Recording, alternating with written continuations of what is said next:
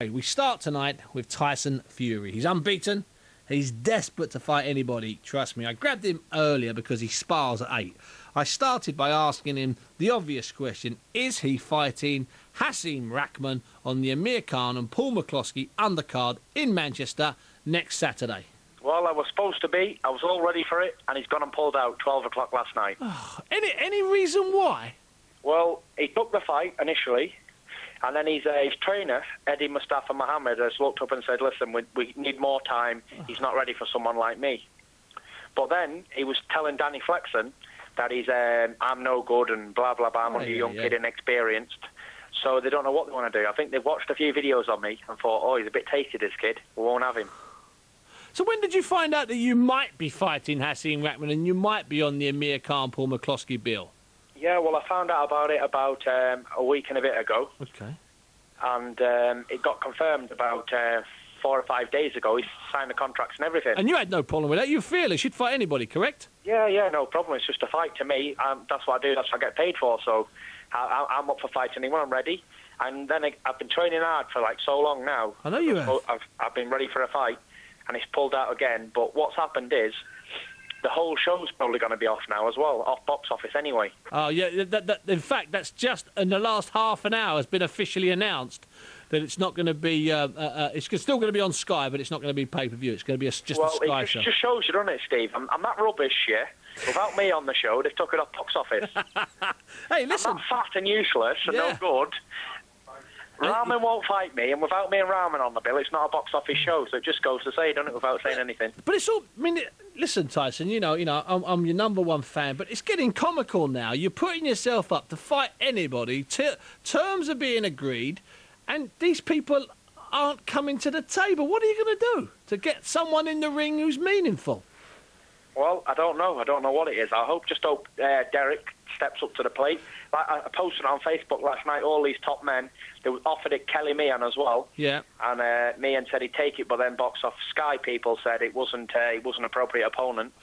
We said we'd take Juan Carlos Gomez. They give us a load of them, and I picked everyone. Yep, get whichever one you can take. Whichever ones didn't take it, Sky wouldn't approve of the others because it was no good. But I hope Dell steps up to the mark, takes his fight, and let's show him how it's done. Two British heavyweights. The rest of them have got no you-know-what. So let's get it on. 2 young kids, undefeated, novices really, but I'm sure we're going to fight and have a really good fight to the death. Because interestingly, Tyson, Derek himself has twice agreed to fight Klitschko, twice been in training camp, and twice had Klitschko turn away from him. You've now had a whole list of fighters not want to fight you, including the top of the list, Rahman. At the end of the day, both you and Derek, who in the past, you've swapped enough insults, but the two of you've both got a fearless gene. Yep.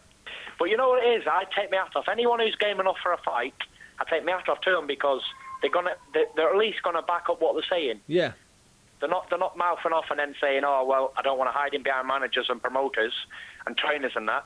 We actually will fight. Me and Chisora will fight when it comes to the mark. So there's a bit of respect there in the fact you'll both step up to the mark if you have to. Yeah, well, there's a bit of respect there.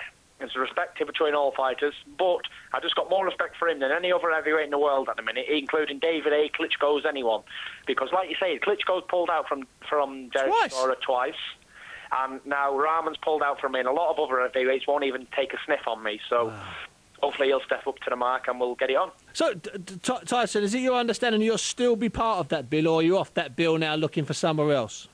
No, that bill's off. Without the box office behind it, it's a low-budget show and they're just going off the gate money, so they won't be able to put me on. So when will the British public get to see Tyson Fury again, either in the flesh or on TV? When's it going to happen? When you're out next? Well, it's a mystery to me because I've been training since my last fight, non-stop. We're supposed to be fighting in Canada, we're supposed to be fighting all over. But I've been speaking to Mick, the promoter. Yeah, Mick Kennedy. And he did say to me today, keep training, keep fit. He's on the verge of getting another big fight. There's talks of Holyfield and things like that. So big names. That's what named up. You're going to go and get yourself a big old American scalp.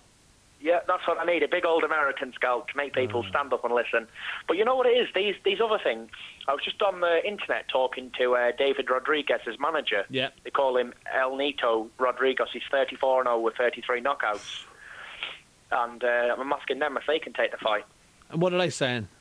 Well, he's saying he's been looking for a fight as well. He phoned me up, like was on the computer to me, and he was saying, the manager of him was saying, oh yeah, good luck with your things. We know what it's like because we can't get David Rodriguez matched. And me being how I am, I said, well, is he fit for a fight? Let's get it on. But he didn't really talk to me to say that. He was just talking to me to say blah, blah, blah. But I said, is he ready to fight? And he said he's been in training camp. So when's the fight? I said the 16th. And he said he's going to speak to him now and get back to me later. So that should be a good fight, shouldn't it? Listen, that'd be a fantastic fight. You're taking matters into your own hands. You're a throwback, you are, Tyson, and every single which way. You really are. Well, you know what it is, Steve, yeah?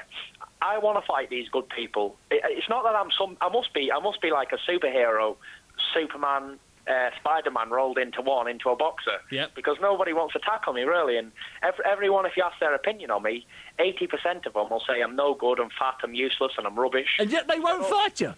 But you get all these top heavyweights, and they're getting offered an absolute fortune.